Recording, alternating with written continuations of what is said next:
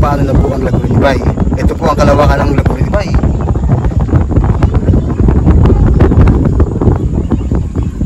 Kaya tara na at ating pag-usapan. Ang lawa ng Laguna o Laguna de Bay ay pinakamalaking lawa sa Pilipinas at pangalawa sa pinakamalaking panloob na sariwang tubig sa lawa ng Timog Silangang Asya. Ikalawa sa lawa ng Toba ng Sumatra, Indonesia.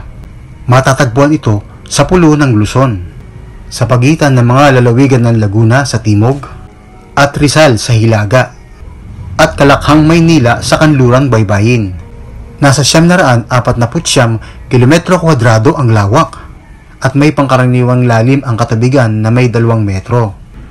Ayon sa mga siyentipiko, ang lawa ng Laguna o Laguna de Bay ay nabuo at nagkaroon ng 2 malaking pagsabog noong 1,027,000 taon hanggang 29,000 taon ang nakakaraan.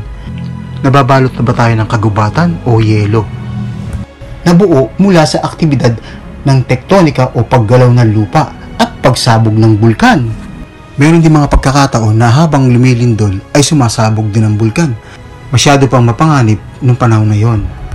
Sa Laguna de Bay, nung panahong aktibo pa ito, ang mga bulkan o hindi lang iisa ang bulkan ay may mga hugis pa ito na para ba yung cone shape o hugis apa o katulad ng mga aktibong bulkan ngayon katulad ng Mount Mayon, Mount Pinatubo, Taal Volcano, Mount Bulusan at marami pang aktibong bulkan sa Pilipinas mula Luzon, Visayas at Mindanao. Pero ng mga panahong tuloy na itong hindi naging aktibo o namahinga na ito o naging dormant na, 1,000 taon din ang nakakaraan, ay tuluyan na itong bumaba sa pagdaan ng panahon at sa pagbayo ng di mabilang na malakas na ulan at hangin. Dahilan ito upang gumuho at magkaroon ng landslide at pumailalim sa lawa at doon na naipon ang mga tubig. Noong mga panahon din yaon ay hindi na naging aktibo ang bulkan kaya nawala na ang manghugis nito at unti-unting bumungad ang malawak na karagatan at malaking contribution din ang pagputok ng bulkan at malaki din ang kinalaman ng lindol o paggalaw ng lupa or tectonic origin. Kaya nabago ang linya o daluyan ng magma sa ilalim ng lupa at napunta lahat ito sa Mount Taal o Bulkang Taal. Kaya yung Taal ay napaka-aktibo ngayon kaya lagi siyang sumasabog. Kaya alam naman natin na ang Taal Volcano ang pinakamalapit na bulkan sa Laguna de Bay. Nalipat o napunta ang pagsabog o kaya sumingaw na dating nangyayari sa Laguna de Bay. Bunga ng paglindol o paggalaw ng lupa, pumunta lahat ang magma flow o agos ng o daluyan ng magma papunta sa Taal Volcano. Kaya hindi ka na magtataka na ganoon ka-alburuto o ganoon ka-aktibo ang Taal Volcano. Ayon din sa pag-aaral ng mga siyentipiko na ang Laguna de Bay daw ay dating bahagi ng Manila Bay.